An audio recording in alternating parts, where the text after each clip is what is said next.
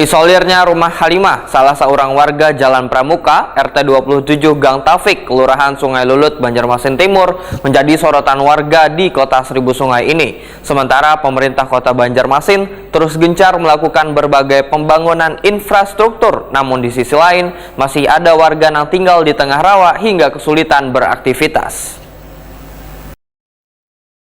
Tersolirnya rumah Halimah, seorang warga Jalan Pramuka RT 27 Gang Taufik, Kelurahan Sungai Lulut, Banjarmasin Timur, menjadi sorotan warga di Kota Seribu Sungai ini.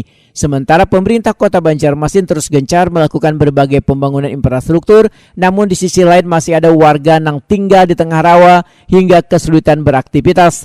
Seorang warga Kelurahan Sungai Lulut, Banjarmasin Timur, Fahmi lawan Prima TV, tengah hari Kamis 29 Desember 2022 menyatakan harus ada solusi dari pemerintah kota untuk mengatasi permasalahan yang dialami Halimah sekeluarga.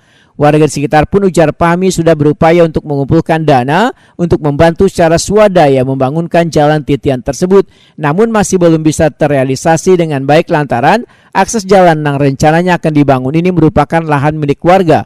Fahmi pun sangat menyayangkan di tengah pembangunan di Banjarmasin yang terus berkembang, namun masih ada warganya yang jauh dari kesejahteraan atau tertinggal dalam pembangunan infrastruktur hingga terisolir dari pemukiman warga lainnya. Kalau secara pribadi sangat prihatin karena kondisinya kan sangat dekat sekali di tengah kota ya, apalagi kami tinggal sangat dekat di Kota Banjarmasin juga. Wilayah kilometer 6 ini kan masuk wilayah Banjarmasin. Artinya apa?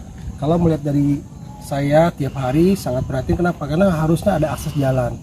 Kenapa harus ada akses jalan? Karena dia warga kita juga, warga Banjarmasin.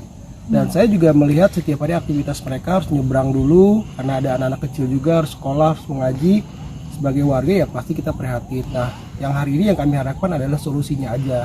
Mudah-mudahan dari pihak terkait bisa melihat kondisi ini dan juga bisa melihat sesuatu yang positif dan juga memberikan solusi apa yang terbaik buat warganya di Kota Banjarmasin. Ini kan salah satu warga kita juga.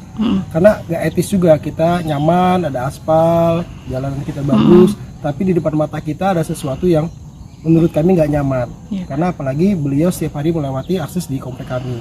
Dan itu harapan kami, mudah-mudahan ada solusi terbaik dari pemerintah Kota Banjarmasin.